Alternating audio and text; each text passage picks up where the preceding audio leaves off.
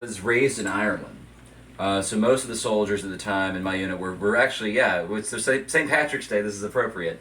But at the time, Ireland was colonized, so it was part of the United Kingdom as opposed to today, where just Northern Ireland is part of the kingdom, and then you have the Republic of Ireland. So most of my unit was from Ireland. We were sent over during to suppress the rebellion. Obviously, we did not succeed. But when most people think of the Redcoat soldiers, and they think of like tights, like stockings, which is really from the early part of the war.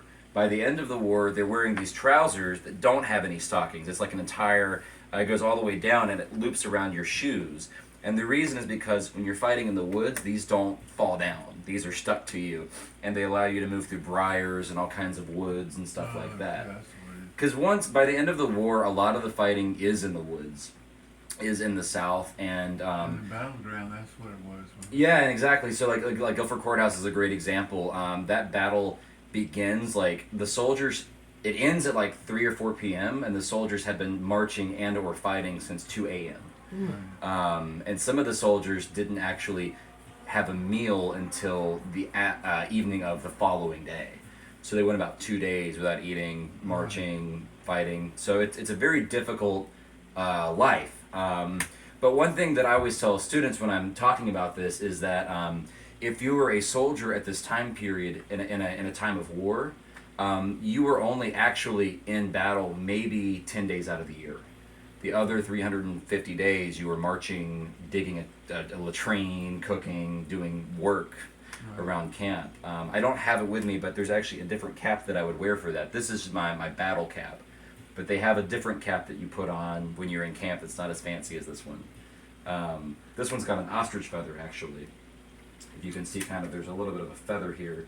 And we know that the captain, the leader of my unit in like the 1780s, ordered 500 ostrich feathers for the soldiers to put in their caps. So we found that documentation and got to put it in our, now we have ostrich feathers. So I have my trousers, I have my shirt, my That's vest, for your gunpowder, right? and then this is my cartridge box. In fact, I do have 2 cartridges left from today, but yeah, this was all filled up with my gunpowder, and then I have a little in here if I have like tools I need to access, I'll put them in here.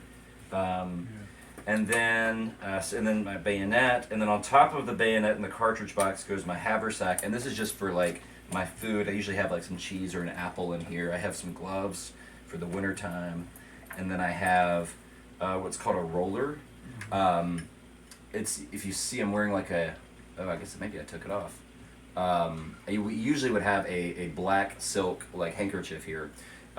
This is a bit more formal. You would put this around your neck, but it's horsehair, so it's really itchy. So I wear a silk one instead. I think that was in the car. At least I hope it is. Do your bayonet again. Yeah, absolutely. Yeah. So the how it would work in terms of a battle, right? Is you know everybody's lined up, and this gun is a 68 caliber round, so it's very big, but it's not rifled, so it's not as accurate as the weapons of the Civil War. So everybody's lined up, and you have an officer on the end who is shouting commands, but the odds are you probably don't hear him because it is so loud. So you have to train yourself to identify drum patterns. So the officer would tell a drummer, this is the order. The drummer drums the order, and then you identify, okay, shoulder arms, right? So you would put it on your shoulder, and how it would work in terms of firing is.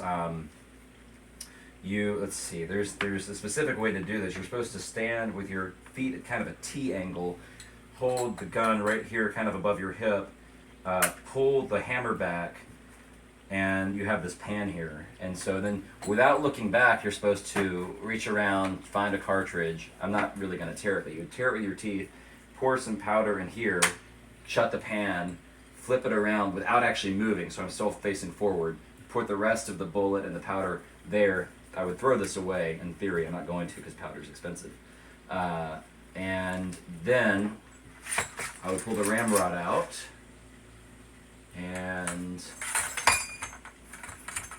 ram everything down.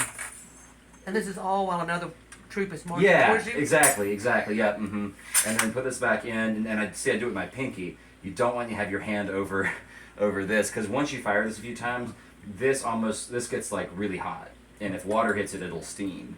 So the powder in here is hot, and you don't want it going off if your hand is over it. So put it with your pinky, and then you come back to the shoulder. I'm not going to put it on my shoulder, but and then at that point you would make ready, which is you pull it up, you cock it, and then you aim, and everybody fires, and then immediately goes back. As soon as you fire, you go back to what's called prime and load, where you prime the gun and load it all over again. TV behind you. Oh yeah, there we go. But one thing I will show you that's kind of cool is the way the gun fires is it makes a flint and steel. So this piece of flint will hit this steel and create a spark, like so. If you saw that spark, and that spark will hit the gunpowder in the pan and set off a reaction that fires the ball out the end. So in a battle, you would go back and forth a few times because these guns aren't as accurate as they're not rifled. You'll have a situation where like 5,000 people are shooting at each other, and 100 of them get hit, maybe 200. And then after that, it's time for the bayonet. So we're told to fix bayonets. We put this on, and one misconception about warfare in the 18th century is that when there's like a bayonet charge, it's just like people screaming and like running.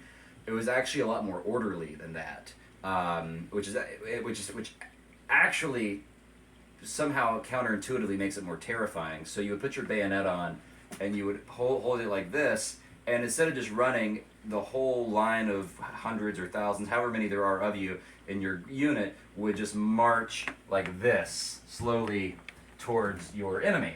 And if you are a colonial farmer and you've never seen a professional army, and they're all marching towards you calmly and slowly while you're firing at them, psychologically it's very intimidating. And then let's say that I take a hit and I go down. Well, there's at least 3 rows of people behind me, and a guy will step up and put his bayonet down and just take my place. So psychologically, it's intimidating, and the majority of battles are actually over before any combat is involved with the bayonet. You just kind of push them off the field, and it's like a game of chicken. And one side will 9 times out of 10 break. One of the reasons battles at the end of the Revolution are really bloody is American soldiers aren't breaking in the way that they were at the beginning. At the beginning, they were untested. A lot of them were farmers who had no combat experience, so they would see this thing come out and scatter. But by the end of the war, they've had combat experience, they're trained, and so when the British march toward them, they actually engage, and they actually do fight with bayonets, and that's what gets pretty nasty. But the cool thing is also, you can use this as a tent stake.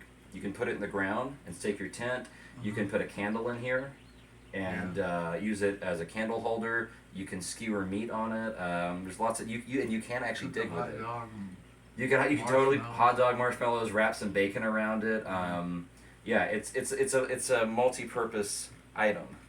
I'm trying to think of anything else. That's funny. That's my spiel. That's my